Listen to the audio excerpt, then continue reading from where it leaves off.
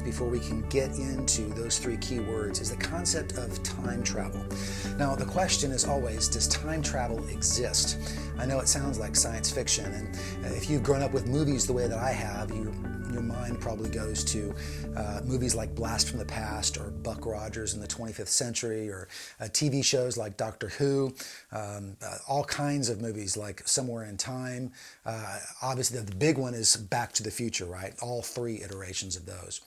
Well, time travel is not science fiction. It does exist, and let me prove it to you.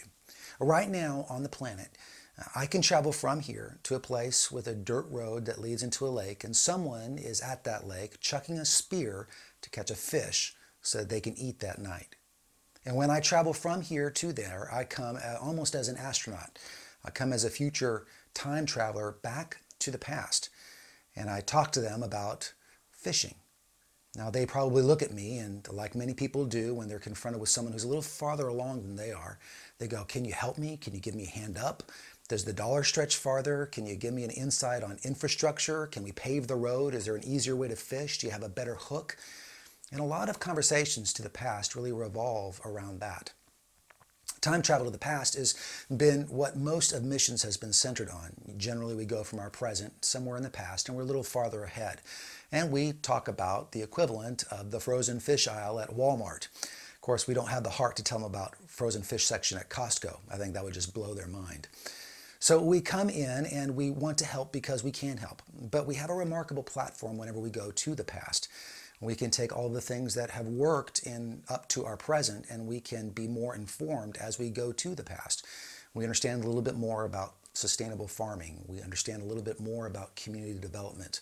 We have a better idea of the discipleship movement that we went through in the 70s and the 80s, and the worship movement that we've gone through with Delirious and Passion and so many other things. And so we just have a hand up. But what is it that we learned when we go to the past? You know, I see volunteers over the course of 25 plus years in ministry now that go to the past, and they nearly all come back with the exact same narrative. I have so much, I'm so thankful, we're so rich. And all of those things are true and they're good, but it's amazing how many youth have gone on mission trips only to fall away from God in their 20s and their 30s. Going on mission alone to discover that you have more than other people isn't really enough. What do we learn from the past? Well, we learn things that we forget in our arrogance in our present. We learn that spiritual warfare is real. We learn that the gospel message really is a simple message with incredible power. We learn that sometimes it just takes a simple step of obedience. We learn that spiritual warfare is real, that demons really do exist, and they still matter.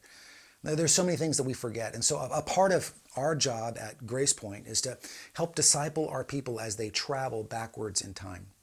But there's also a reason why you don't ask someone who's past, who's behind you in methodology, to inform your present methodology. It's why here in Naperville, we're not likely to show the Jesus film from the back of a pickup anytime soon. We have James Bond, and we have other great movies as well. So we're just a little farther forward in time. It doesn't mean we're better, doesn't mean we know more, doesn't mean we have fewer lost people, just means methodology and time has marched on. But we've forgotten the incredible truths that I think the past often reveals. And so our people need to be able to travel to the past. Now, the majority of our missions ministry has been to past places, places with dirt roads, places with electric showers, places where it's really horrible infrastructure and physically it looks tough. But where we can go and do things that are fairly familiar and run clubs and VBS and some other things that make sense. And we're going to continue doing some of that, but we're not going to be so past heavy as we used to be. We don't have very much in the present, for instance. We have some local missions ministries, but we don't have anything going on nationally. And I think nationally is an area that we need to seriously look at. And then, of course, there's future time travel. Naperville, Illinois, Plainfield, Illinois, Chicago is not the cutting edge of the future. Los Angeles is farther along than Chicago. Western Europe, in terms of worldview and infrastructure, is certainly farther along than that, and Nordic countries even more so. Places like Tokyo have been struggling with demographic changes and with geographical limitations for quite a while now. And so what do we need to learn when we go to the future? Well, first, we immediately recognize that our current methodology won't work in the future. So it does no good thinking, well, it doesn't work here, maybe it'll work there, especially if it doesn't work here. So we just have to be very entrepreneurial as we go to the future in our methodology, reminded that we bring with us an ancient truth that the future has forgotten, that maybe all truth isn't relative truth. Maybe there are some things worth knowing, and maybe even a person who holds the key to absolutely everything. And so we need to learn how to have a conversation over cappuccino and a croissant, and we need to learn how to throw a good party, and we need to learn how to create a great platform, whether it's in business or the creative arts or photography or whatever it is, so that we can meet people on terms that make sense for everyone, and at the same time still see the kingdom of God expanded all over the world. And that's really the goal. There are lost people everywhere. There are lost people in the future. There are lost people certainly in our present. There are lost people in the past.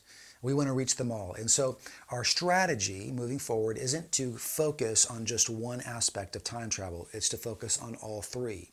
Our church wants to be spread out across the past, the present, and the future. And for that, we need to at least have the capacity to begin to shift some of our focus away from just one place in time so that we can move forward to other places. And again, we don't want to abandon any moment in time. We want to be effective everywhere. That requires really intentional discipleship making on our part, and it requires us being intentional about our partnerships and the things that we do and the places that we do them.